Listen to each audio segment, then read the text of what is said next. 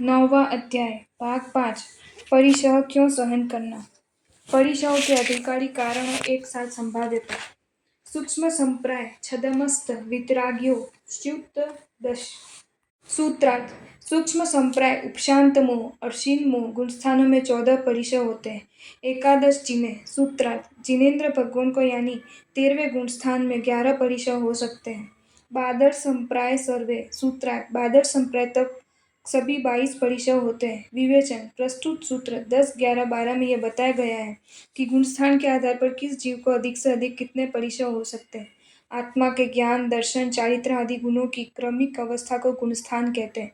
ज्यों ज्यों जीव की ज्ञान दर्शन चारित्र में विशुद्धता होती जाती है त्यों त्यों वह एक के बाद दूसरा यह क्रमश ऊपर गुणस्थानों पर चढ़ता जाता है। गुणस्थान 14 में इनके नाम इस प्रकार है। मिथ्यात्व सास्वादन मिश्र अवीरति सम्यक दृष्टि देश विरत प्रमत संयत अप्रमत संयत निवृत्तिकरण अपूर्वकरण अनिवृत्ति बादर संप्राय सूक्ष्म संप्राय उपशांत मोह क्षीण मोह संयोगी केवली और अयोगी केवली गुणस्थान।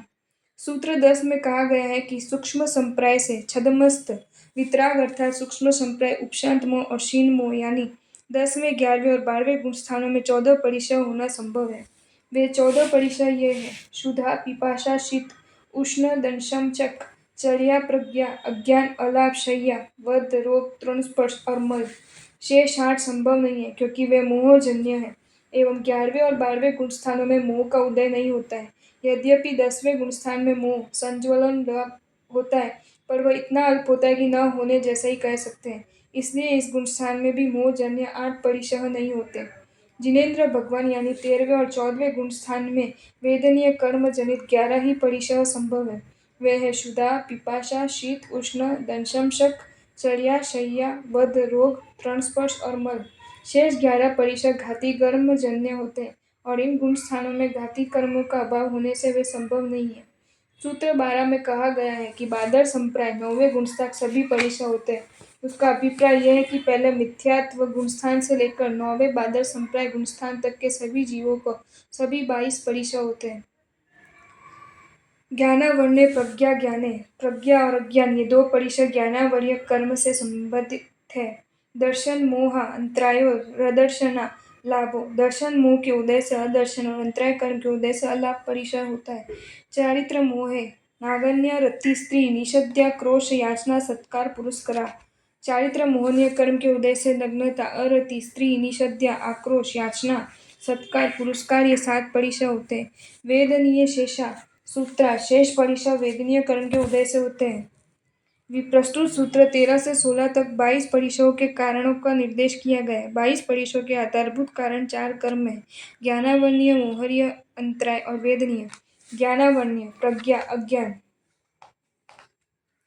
दर्शन मोहनीय सम्यक्त्व या अदर्शन चारित्र मोहनीय नग्नता अरति स्त्री निषद्या आक्रोश याचना एवं सत्कार पुरस्कार क्रमश जुगुप्सा अरति पुरुष वेद भय क्रोध मान और लोभ रूप चारित्र मोहनीय के उदय में होता है। अंतराय अलाभ वेदनीय क्षुधा पिपासा शीत उष्ण दंशम शक चर्या शय्या वध रोग तृण स्पर्श एवं मल। एकादयो भाज्या युग पदे को न विंशते सूत्रार्थ एक जीव को एक साथ 1 से 19 परिशह तक हो सकते हैं। विवेचन एक जीव के एक साथ होने वाले परिशहों की संख्या 1 से लेकर 19 है क्योंकि शीत उष्ण में से एक समय में एक ही होगा। शीत होगा तो उष्ण नहीं उष्ण होगा तो शीत नहीं। चर्या शय्या निषद्य इन 3 में से एक होगा अतः 3 कम हो जाने से 19 परिशह एक साथ हो सकते हैं। चारित्र के प्रकार सामायिक छेदोपस्थाप्य परिहार विशुद्धि सूक्ष्म संप्राय यथाख्यातानि चारित्रम सूत्रार्थ सामायिक छेदोपस्थापनीय परिहार विशुद्धि सूक्ष्म संप्राय और यथाख्यात ये चारित्र के 5 प्रकार है।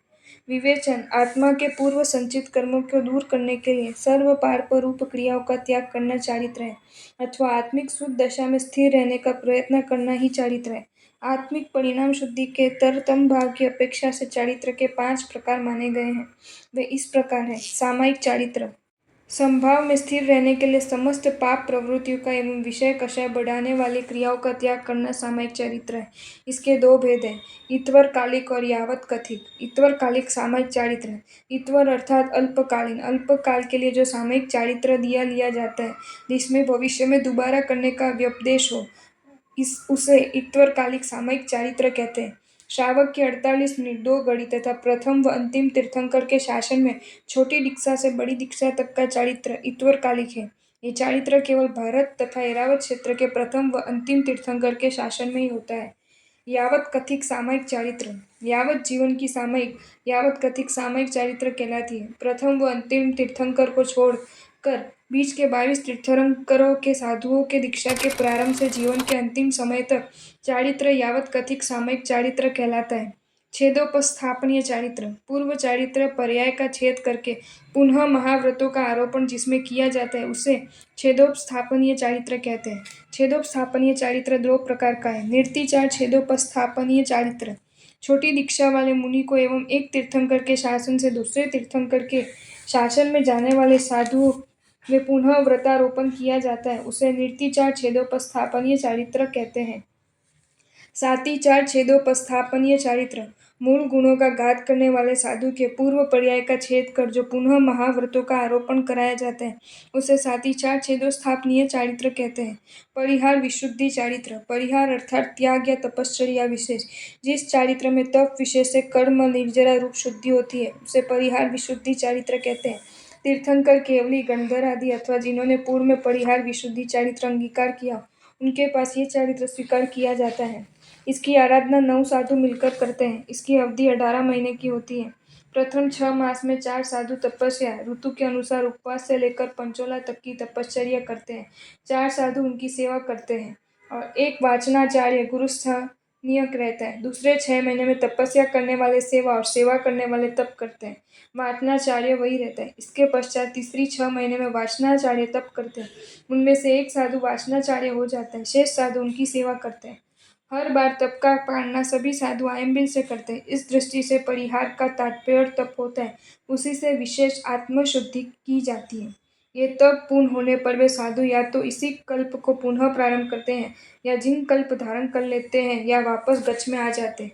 भरत तथा ऐरावत क्षेत्र में यह चरित्र होता है, स्त्री को नहीं होता। वर्तमान में ये चारित्र नहीं है।